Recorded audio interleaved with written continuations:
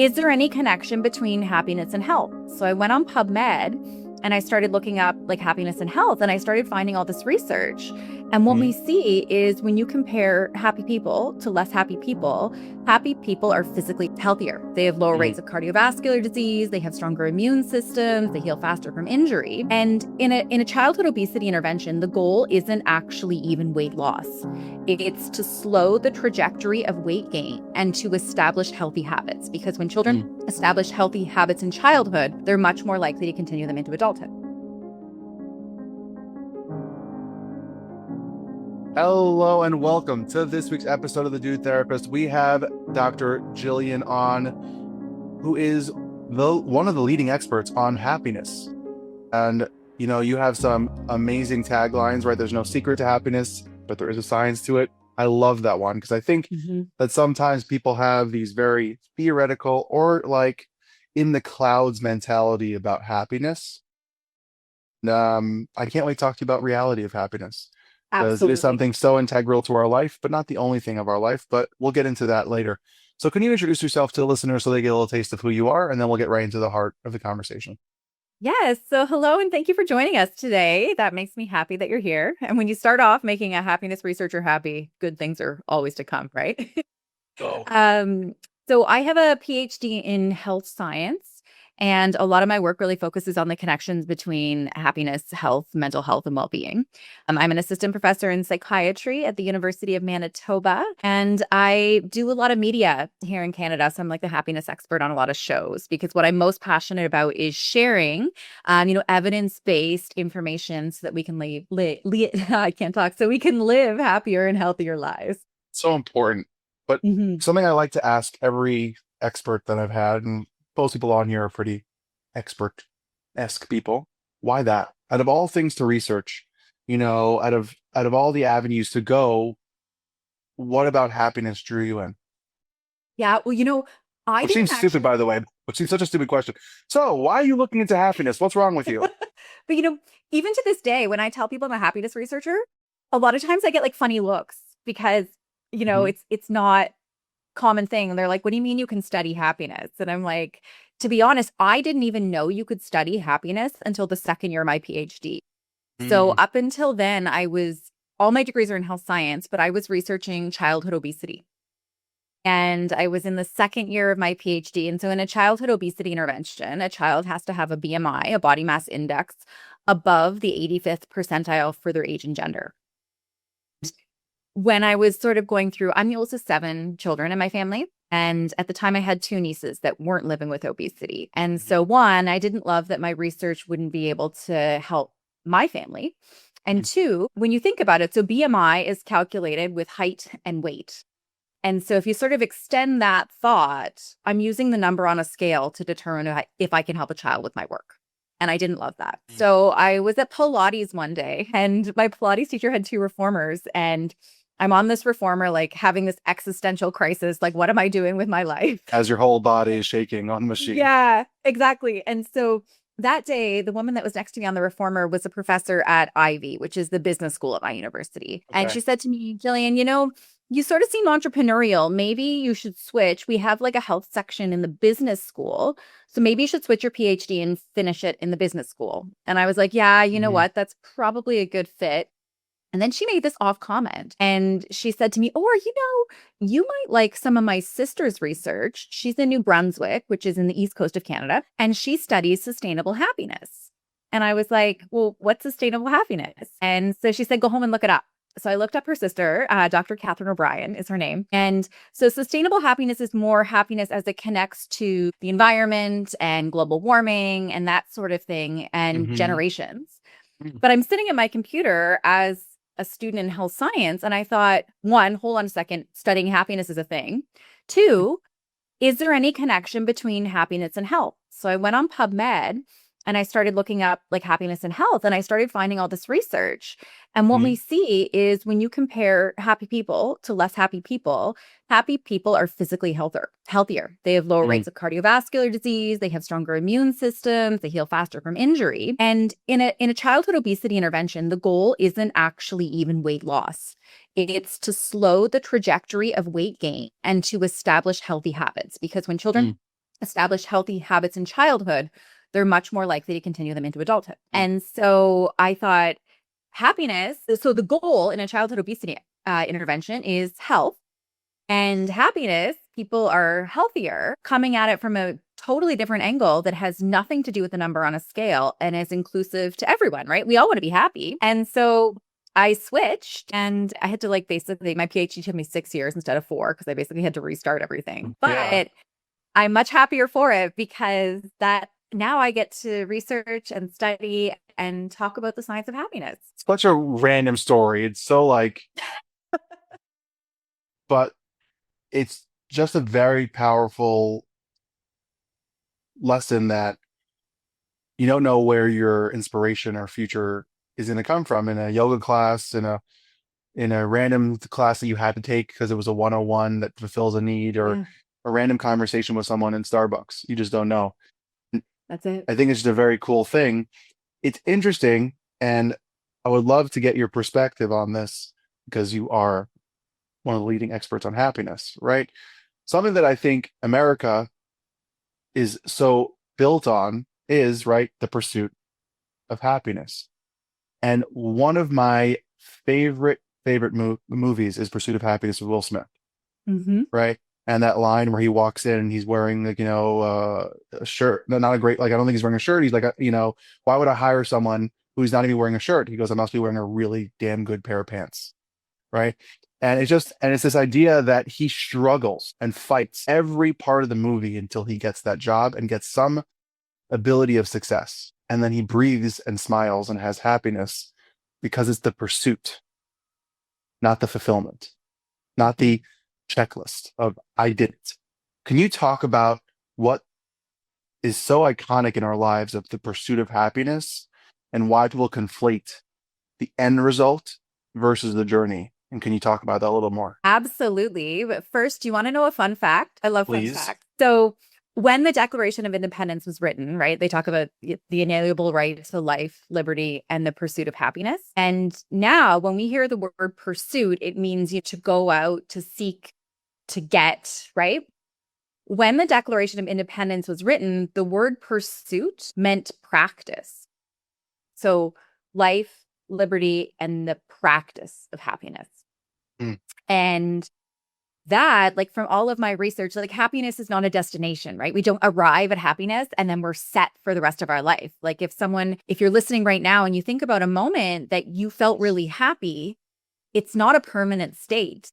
And so the way I think about happiness is as a practice. And so it's something that we have to work at. Like, sometimes you go into those home design stores and they have like the signs that you put in like your bathroom or your kitchen that say like choose happy or like live, love, laugh or whatever. Or the cat happy on it. And, sometimes we have moments of luck or, it just happens where we're having a happy moment. But a lot of our happiness, I think about it almost like a muscle. Like, I think about happiness the same way like I think about physical activity or nutrition, right?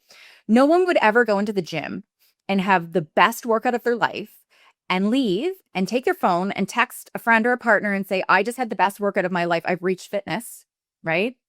We understand if we want to be fit and healthy, we have to move our body on a regular basis. Or with nutrition, say you had like the smoothie and you put like all the superfoods in it. You wouldn't eat that and be like, I've reached nutritional wellness, right? Lunchtime's going to roll around and you're going to be hungry again. And so if we don't look at happiness like a destination, if we see it like a practice, right? Life, liberty, the practice of happiness, then it's something that we can actually do something about, but it gives us some agency to be able to do something about it. And when we look at it through that lens, I think that it now allows us to sort of rethink what we think about happiness as, not something that we arrive at, but something that we can practice. So where do you believe that idea came from, that once you've hit it, you have it forever? Like, you buy something, now it's yours. I think, it's just funny. I'm writing a book right now. Or I'm editing a book right now. Oh, good. I'm in the writing phase, so lucky you. Yeah. And I'm editing a part of a chapter I'm writing called Us versus Them, and the idea of the unit of the couple and how that the strength that needs to happen to deal with the chaos of parenting. And the idea of the control over someone's happiness or your involvement in someone's happiness, and the idea of even your kids, right? It's not a happy or nothing, it's everything is welcome Mhm. here. So where do these ideas come from that happiness is the goal, and, or depending on how you want to answer it, why or how did the idea come from that happiness is that once you attain it, you've solved the world's problem, like you figured it out? Yeah, it's this funny thing because like we were never taught, like, did you learn how to be happy in school? Like, we were taught like math and science and geography, but we were never taught about happiness. And then it gets complicated because we have like marketing, media, social media, movies that sort of perpetuate this particular version of Hmm. happiness, which is not what the research shows. But what's really interesting is up until the late 90s, there was almost no peer-reviewed research on happiness. So what happened was in 1998, Dr. Martin Seligman, and he's at UPenn, he was the president of the American Psychological Association. And so when they have their big academic conference every year, the president gets up and he gives a presidential address. And so in 1998, Dr. Seligman gets up and he says, I want to create this branch of psychology called positive psychology and to focus Hmm. on human flourishing and well-being. And so that was sort of the catalyst to having a lot of research being done on happiness. So, Hmm. uh, in terms of like research compared to other fields, it's fairly new. And so even from a scientific perspective, it has only been in, the past, 25, 30 years Yeah. that we have even really researched happiness, which is wild when you think about it, that up until like the late 90s, research was focused on like disease and, treating ailments and that side, but not on the other side. The Hmm. good news is that since then, there has been a huge increase in the literature, people in psychology. There's a lot of research being done in business schools and like marketing, consumer behavior, things like that. So we're starting to learn a lot more. Hmm. And just to give you an example of like how far we've come, when happiness research sort of first began, the leading theory about happiness was called the set point theory. And so Okay. essentially, sort of happiness, they thought about it like almost like a thermostat in a room. So you set your temperature. So we're all sort of born with a set point of our happiness. And then something good happens, it goes up, and then it kind of goes back to that. Or Hmm. something difficult or challenging comes, it drops, but then you kind of go back to your set point. But what we know now from research is that it's more like a range. So there's three main factors that impact our happiness. So the first one is genetics. So if you're listening right now, you can thank your parents or not, but genetics do play a role in your happiness. But the key thing here is that the conversation doesn't end there. So our environment also plays an important role in our happiness. And then there's this third piece, which is our thoughts, our actions, and our habits. That's the piece that all of my research focuses on, because when we look at in terms of like low hanging fruit of what's amenable to change, right? That's a huge area of opportunity. And so now what we know is that not only can we increase our happiness short term, but when we practice happiness regularly, we can actually sustain it at higher levels. Amazing. That's so Yeah. interesting. And I know that Martin Seligman is like the father of positive psychology. Yeah. And that's why. And yeah, and it's interesting because people think positive psychology is like just smile, everything will be okay. And it's not. And you have like such that's why now that's funny because his book is Flourish, and I didn't realize that's maybe why he named it that because of that speech. But his whole the study is to find a consistent way to me to find positivity and fulfillment. Yeah. And to me, happiness is not the word that is so focused on as much. Because to me, I think happiness is like this low hanging emotion that was like, oh, just get happiness, everything will be okay. And just to ask a question, do you think other emotions were taught in school? No, and I mean, even like when children fall and scrape their knee and they're crying, parents run over and it's like, don't cry. It's okay. It's You're okay. okay, It's you're like, okay, yeah. you scraped your knee, you're in Yeah. pain. It makes sense to cry, Yeah. right? But I And do so, think in school though, I think in school though, there were lessons between teachers and students on behaviors that were inappropriate in school. Mhm. So it was don't scream and yell, right? Don't no outbursts, like don't interrupt, don't be mean, don't be Mhm. bad. right? Those were lessons that are connected to quote unquote the negative emotions, right? Anger, sadness, all those frustration, all those things people are told, to be taught, but no one's like, hey, let's have a good time. Like that's happiness, that's joy, that's excitement. Like that stuff is not pushed so much because that doesn't interrupt anything. That doesn't help the flow of school and get the things taught. It creates an awesome vibe to a school. But Totally. the other stuff is more of like behavior modification, if that makes sense. I Yeah. don't know. I do think things are changing now Mm-hmm. because I think one of the silver linings of the pandemic is that it's brought the mental health conversation much more to the forefront, where we are talking about emotions and feelings and how we're feeling, and not just like putting a smile on our face and saying, I'm fine all the time, Mm-hmm. which is a good thing in terms of mental health. The other interesting thing is like academics, like we're a funny group. We get really hung up on languaging sometimes. And even there's been a lot of pushback in the fact that it's called positive psychology Mm-hmm. because, emotions inherently are not positive or negative, For right? sure. And so even with happiness, if I go out, I live downtown Toronto. So if I walked out to King Street right now and I polled 100 people and I said, how do you define happiness? Chances are like no one would be confused with the word, but I'm pretty sure I would receive 100 maybe similar definitions, but not the same versus like, like how do you define like water, right? Or whatever it is. So we all sort of have this general understanding. And yet when we get into even the definition of it, it's a very muddy, very complicated thing.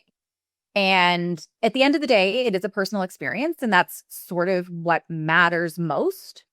The challenge becomes when you're a happiness researcher, because at the beginning of a study, you have to define your terms.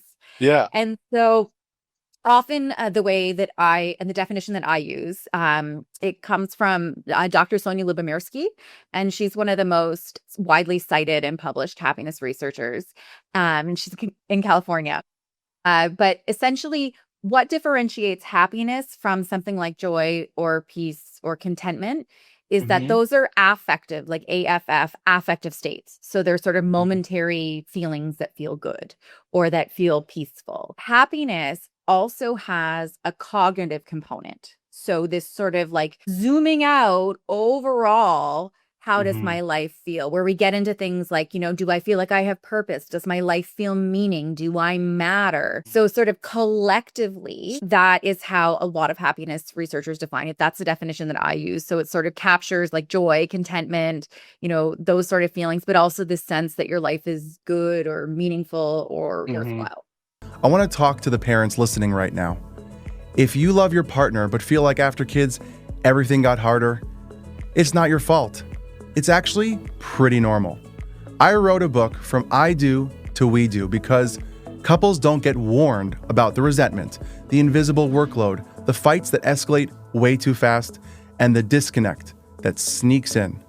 The book is part real life, part therapist brain with tools to fight better, reconnect deeper, and actually feel like a team again.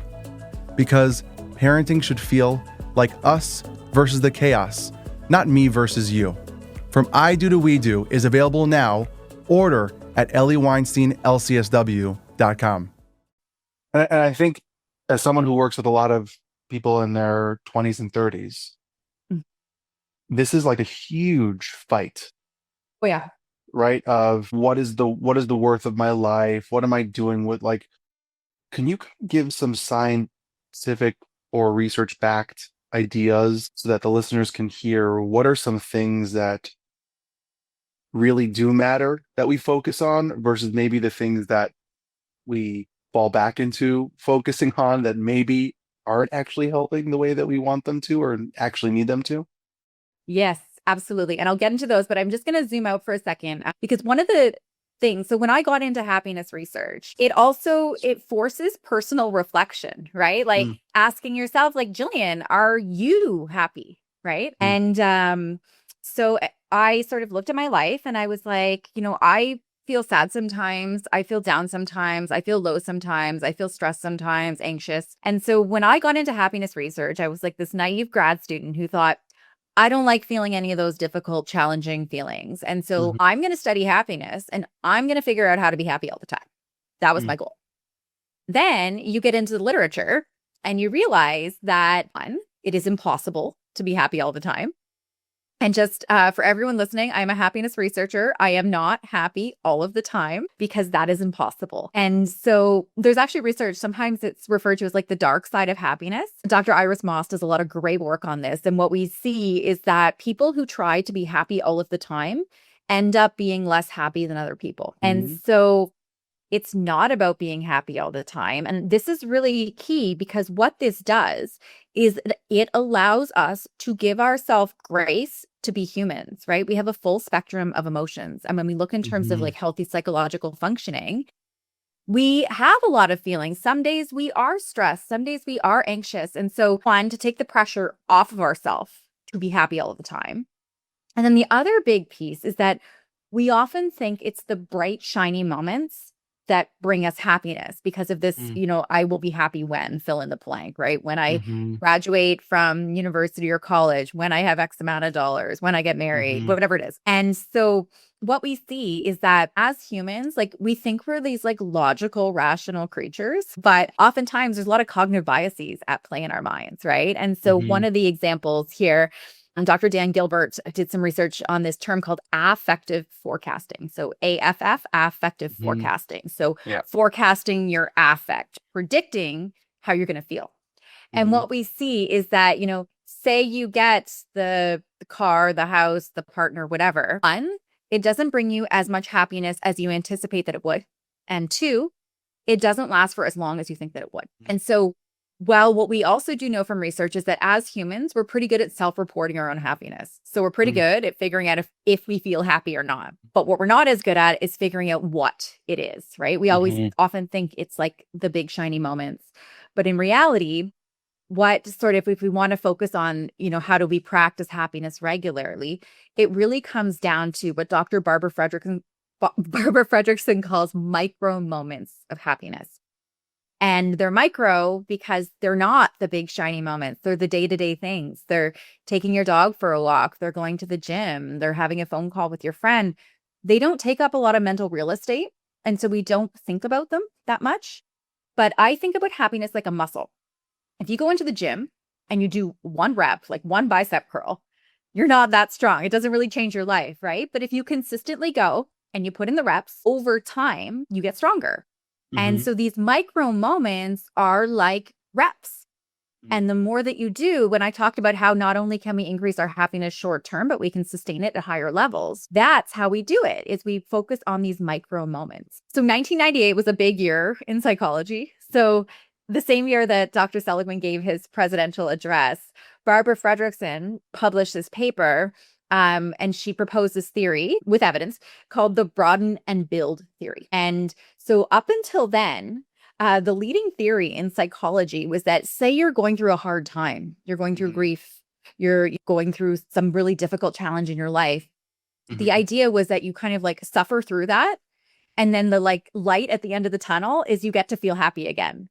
And what she showed with her research is that these micro moments, they feel good in the moment, but not only that, they help to broaden your capabilities and build your resources. So they're actually an important tool.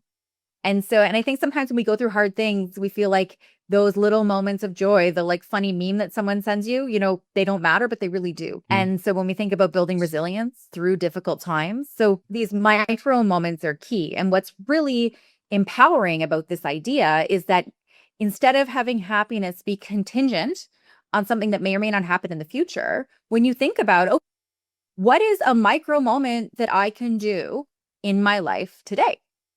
And so it brings it into something that is manageable, that is doable, and it gives you back some autonomy, some agency to be able to do something about your happiness. Oh, I have so many things to talk to you about because of that, what you just said. Oh my goodness, in a good way. So back up a little bit, I've always been the happy guy. The energy, the excitement. I have ADHD, I'm silly, I'm all over the place. And there was a moment, I had two moments that really shook me out of that as a way of living life. One, I was 18, studying abroad, and I was like really pumped for something, and excuse my language, everyone. I was like high-fiving someone and someone looked at me and said, "Why are you so happy? Are you retarded? What's wrong with you?" And I was like, it's a bad thing to be happy? Uh-oh. And I started like analyzing and getting afraid that being happy is bad. That was one. Number two is I used to work for an organization where like I was like the MC face of a lot of things, and I was energy. I remember I wasn't energy one day. I was just normal me. And so I went, "Ellie, are you okay? Are you sick or something? Is something wrong with you? What's wrong? Are you okay? You're not as smiley as you usually are."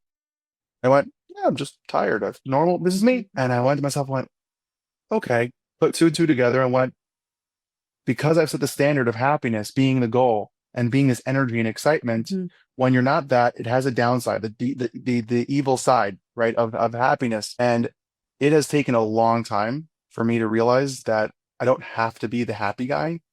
I just need to be me. And I can be happy, I can be sad, I can be, serious face or neutral face. Someone made a comment over the weekend to me. "Hey, are you okay?" I said, "Yeah, I woke up at 5 o'clock with my kid. I was really tired." He's like, "But are you okay?" I'm like, "Yeah, I was great. I'm fine. I was just tired." And I think that there's this expectation that when someone is happy all the time, or smiley, or nice, kind, energy, that when they're not, something's wrong. In reality, nothing's wrong. They're just themselves. So that's number one. I want to just add to what you just said. I think it's such a powerful thing to hear. Like you just said, this idea that being happy all the time has its massive downside, because one, you get massive burnout of being performative at times. And secondly, it's not sustainable and it's not truly human. It's not full spectrum human. It's one caveat and one little bit of who you are. As we're talking, or before we were getting on, because it's not as we're talking, because I'm not doing anything else, I'm about to edit a chapter called Small Moments. And these are the things that we gloss over in life and how they can really change our perspective of the day and of parenting and of our relationships. And there is a lot of times where I spoke to a positive psychologist, Dr. Sasha Hines, who maybe I want to connect you guys. You guys, it would be great together. How she calls it like happiness hunting. I call it treasure hunting, where if you have so much frustration, negativity, or certain things that are blocking your view, it's like playing peekaboo to find happiness, or like to find the small moments. You're just like where are you? But all you see is the negativity, the 30% of the day. But the 70% is great. Treasure hunting is taking it and putting it into your peripheral vision. You're not deleting it. You're not getting rid of it. It's there. But now you open your mind and heart to actually be able to now see the reality that is, oh, look at that. That was really cute. That small moment my wife and I just had, a little wink, a little tushy slap, a little kiss on the cheek, a nice snuggle with your kid, a nice moment where you got all the green lights that day and there wasn't traffic, or that really good meal. I now can appreciate that because I'm not looking behind darkness. I'm not looking over the, really? This happened? I got this bad email and now it ruins my entire day. It is frustrating. That exists. Peripheral vision, it's there, but it's not the whole picture.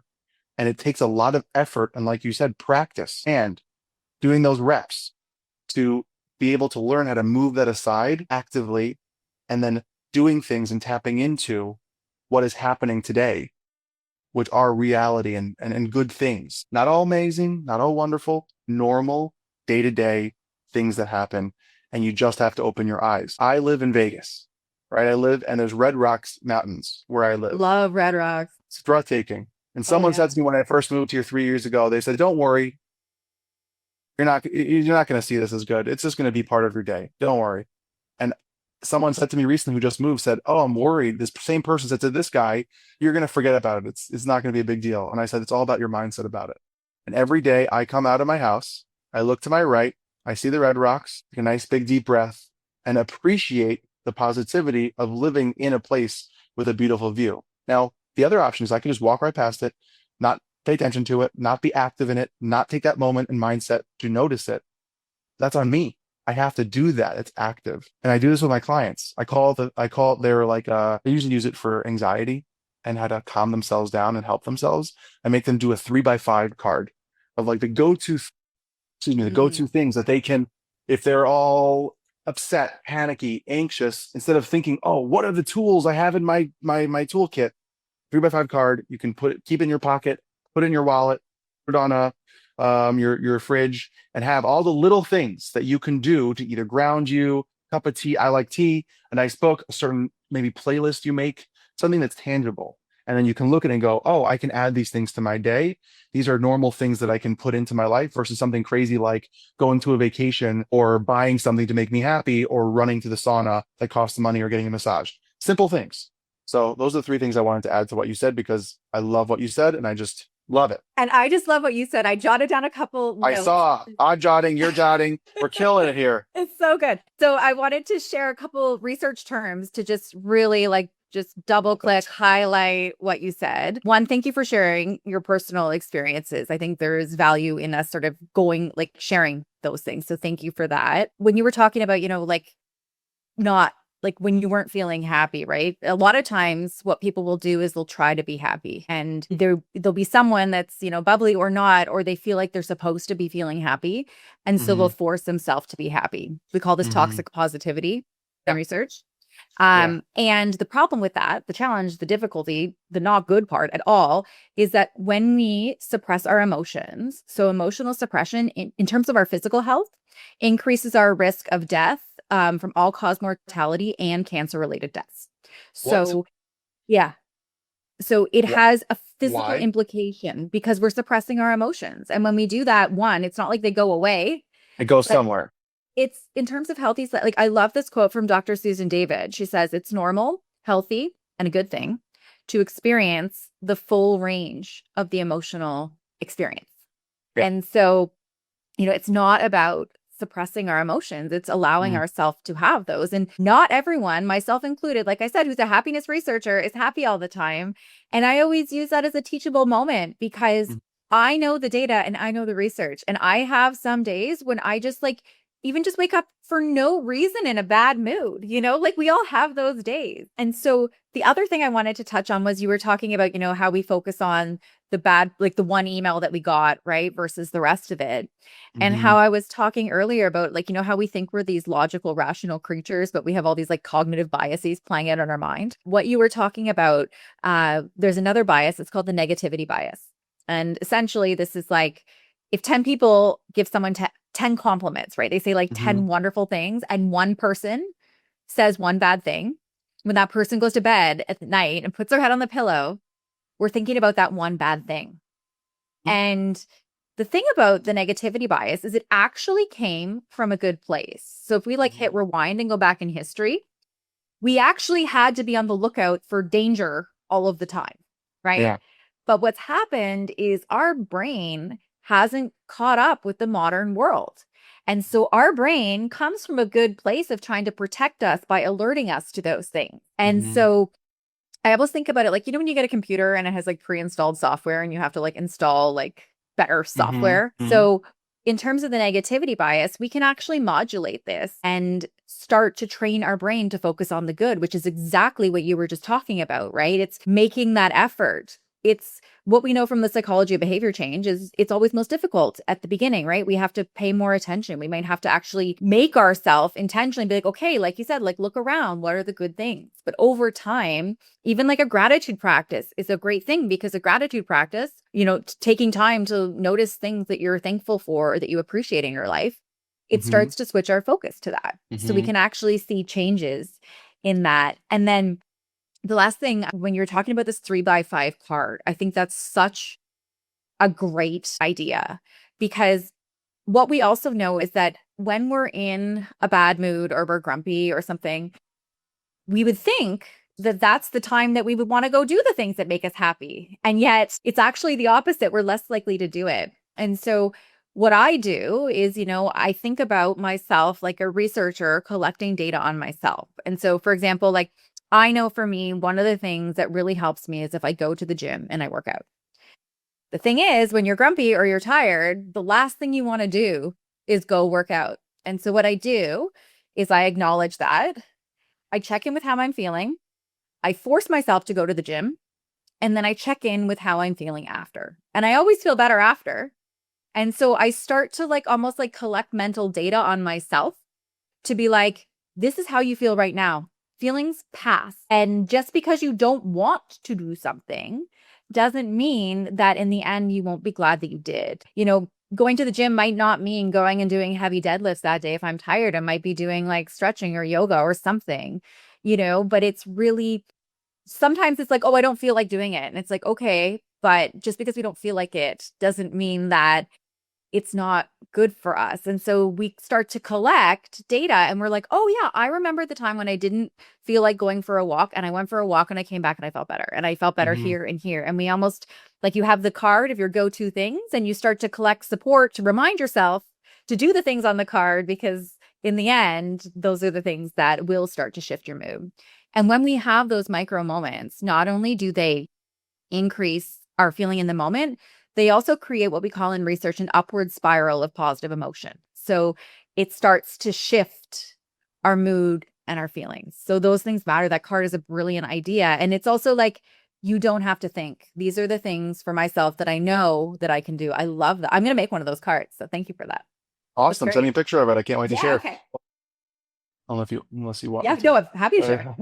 Because I think you had a line that you just said that I think a lot of people struggle with today is, I don't want to do it. I don't want to. Oh, it's so difficult. It's so hard.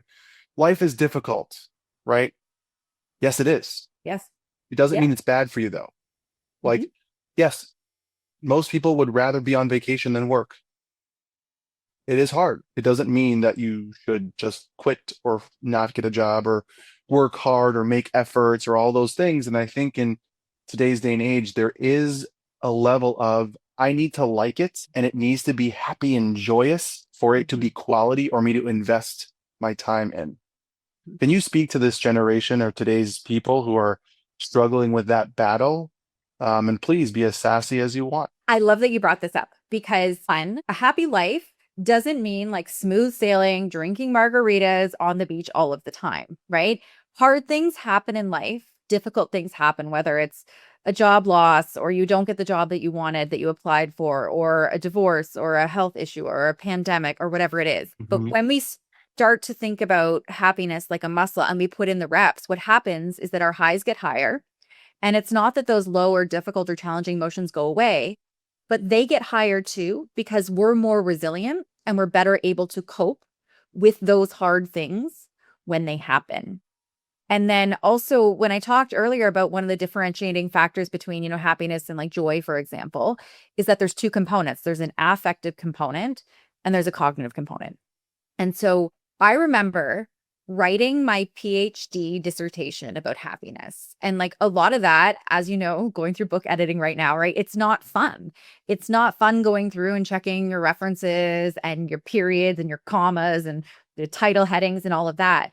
And I remember thinking to myself, sitting writing a PhD about happiness, thinking, I will be happy when I finish writing this PhD about happiness. Because throughout that process, there was a lot of parts that were not fun. But this is where the cognitive piece came in, because I had to zoom out. And yes, it's tedious and I have to spend a lot of time doing this, but the meaning and the purpose that I get at the end, right? That other piece of it, the struggle and the difficulty make that stuff so much more rewarding, right? Like sometimes you get something and it's happy, but sometimes the hard, difficult, challenging things in our life help us to focus on those pieces and we show ourselves what we're capable of. And just because something's hard doesn't mean it's bad, right? A lot of times it's those challenging moments that really show us the strength of our character or our capabilities or push us to do things that we may not have done otherwise if we were just sort of sitting back and not putting in the work and the effort. I think that there is a lot of, discipline and there is a lot of work and effort that goes into happiness, but then that's what makes it so meaningful and so rewarding sometimes too. It's like we don't have to feel good all the time to be happy. Sometimes it requires, really going through those challenging things and doing the difficult things or the hard things or the brave things or the courageous things, putting yourself out there, stretching. That's growth, right? And growth is an important part of our happiness. Yeah. And I think there is this mentality in today's world. It's like, I want to get there already. I want to be there already. I want to have that. As someone, I'm a relationship specialist. It's what I do every day. I work with either a person in a relationship or couples. And this is what I talk about. It's like, this is the hard work. The hard work is, doing that and doing this and showing up here and showing up there. and not getting your needs met and still loving your person and choosing your person if it's the right person for you and all those kind of things. Mm-hmm. And we're like, oh, it's so hard. What? Yeah. Yeah. And Yeah. Exactly. Yeah. yeah, it is. So is life. Life is hard. And I think there is a very unhealthy, very terrible mindset that people have that life should be easy. Mm-hmm. I didn't sign up for this difficulty. No one did. No one like came into the world or got into life and went, you know what? I want the hard one. I want the hard life. That's what I'm choosing. Life can be hard. It's not always hard. And there are moments that are harder. And it doesn't mean that we are thrilled that something bad happened and be like, yes, an opportunity for growth. You know, you have to be realistic that this sucks. Now what? Yeah. And that's a idea from TBT of radical acceptance, right? This happened. This sucks. I feel. Now what? What am I going to do with that? I can either jump on the occasion, an opportunity to grow. I can feel it and be pushed down. I can complain. I could learn from it. And there's so many options that you can do, but life is difficult and things in life are difficult. And people have a hard time with, well, you'll be thankful later because you did the hard work. You might not, and you might, but it's still happening whether you want it or not. The life is happening whether you are going to learn something later or proud of the opportunity later. It is. So it's your choice. How are you going to handle it? Yeah. And also it's like, okay, play out that thought. You want life to be easy. It's easy for a couple of days and then people get bored, right? Like it's not like, even if that happens. And the people that you are seeing online or social media, which we can have a whole nother podcast on that, about how social media convinces us what happiness is, right? You see people traveling, vacation, all those things. Let's take celebrities, let's say. You don't see the 6 to 8 months of hard work that they do to remember. I'm not saying this is, I'm not here to decide if it's difficult or easy, but doing lines, acting, traveling, doing all these things, putting in the effort. You just see the movie. And then you see the money that they have to spend on things. You don't see all the work behind the scenes because most people are not letting you in to the behind the scenes actually of what it takes to get there. It's like the line, no one is an overnight success. They had to do work, hard work to now see the success. All you're seeing is success. And you go, oh my gosh, how do you get that? Hard work. Unless you have a very, very, very, very, very wealthy family who's going to pay for you to do all those things. But guess what? How did they get wealthy? And how did they get wealthy? Someone had to do hard work to get that. Someone. So it could be you. It will be you. It has to be. That's life. But the idea that we are like faked and tricked into the idea that, oh, travel and all these amazing things, that's happiness. But you don't see any of the effort that it takes to get to that level to do those things. But guess what? When the vacation's over, that person is literally going back to their life, doing the daily grind of being a parent, doing the daily grind of being in a relationship, doing the daily grind of whatever work they are and all the different businesses maybe they're invested in, or all the meetings they have and the normal things that you have to do today.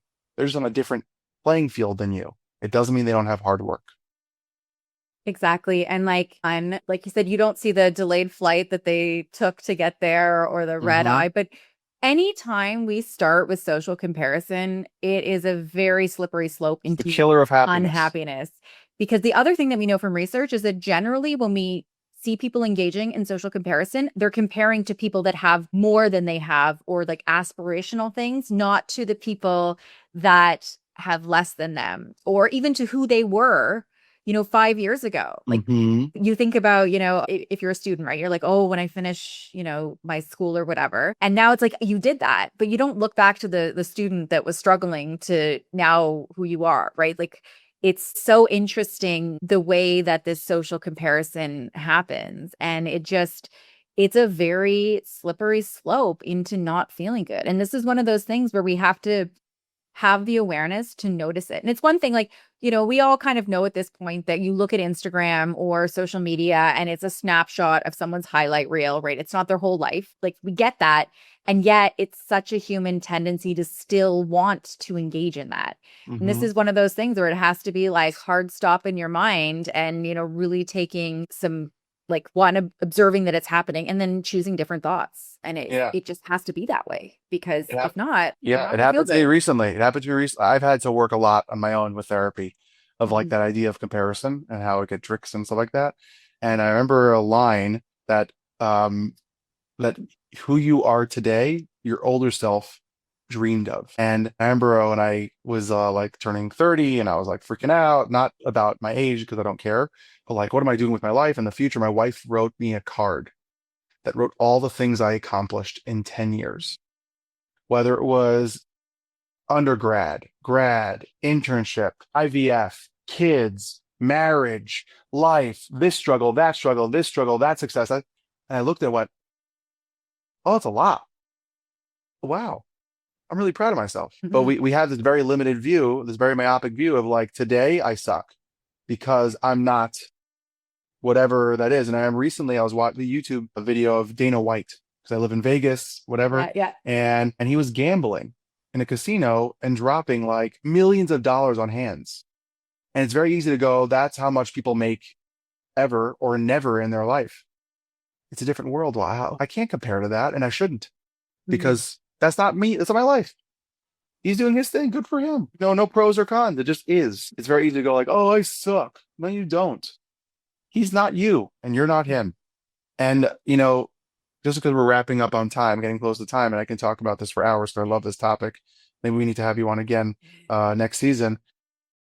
If you could really talk to the hearts of listeners about research-based or personal beliefs and thoughts based on the work that you've been doing, what would be like 1 to 3 things that they can take into their life today to impact them, they can implement, or maybe tweak their mindset just a little bit about happiness and the world they live in? Yeah. Okay. I have one, and it's a big one. So the number one predictor of both our long-term health and our happiness is social connection. Above how much money we have, our age, our race, our gender, or any of those things is social connection. And when we think about like these micro moments and things like that, when we get busy, one of the things that often is the first thing to fall off our to-do list is taking the time to call a friend, or going for that dinner when you're tired at the end of the day. And it's so easy to just, cancel or reschedule and then reschedule and then reschedule and then reschedule. And yet it's the most powerful thing. And I think especially in this world that is becoming more online and with all this AI stuff coming out, there is no replacement for human connection. The longest running happiness study in the world is still underway. It's at Harvard. It's called the Harvard Study of Adult Development. And it actually began as 2 separate studies. One was with undergraduate males at Harvard. And the reason it was undergraduate males only was because at that time, only males were enrolled at Harvard. And then they had a second group of men in a low socioeconomic area in Boston. And then those 2 studies merged. They followed these men. A lot of them are now dead because it's been going on for like 83 years, I want to say. But now they've added in family and children. So we have a really good data set. And Dr. Robert Waldinger is the current lead investigator of this study. And he had a book come out, I think 2-3 years ago, called The Good Life. And I'm not ruining the book for anyone, but the punchline is that good relationships keep us happier and healthier. And so we often think about like all the things to do to be happy. Social connection doesn't cost anything. And often in research, when we assess social connection, we'll like ask questions like, if you were having like a challenge in the middle of the night, do you have someone you can call? And so that's a piece of connection. There's another piece of connection that we call in research weak, like WEAK, ties.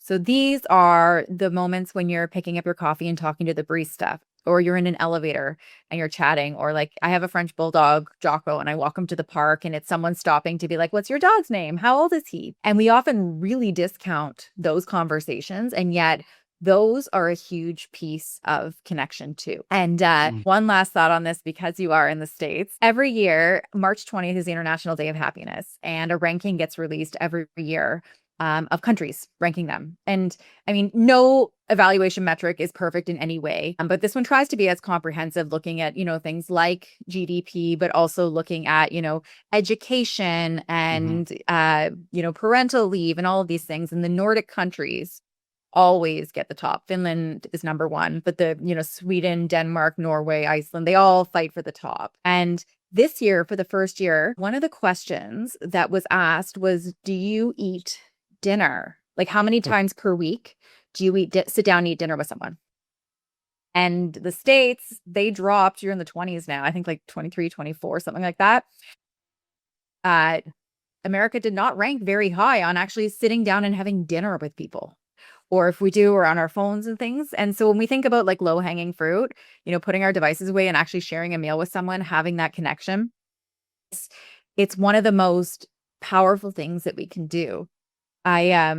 I use this picture in my slides when I talks a lot. During the pandemic, I did a virtual talk at Lakehead University, which is a university here in Canada. And afterwards, the professor we were chit-chatting on Zoom, and she said, Gillian, when you were talking about how happiness is not a destination, right? Like we talked about, she said, it reminds me of this photo that I have on my fridge at home. And she's like, I want to send it to you.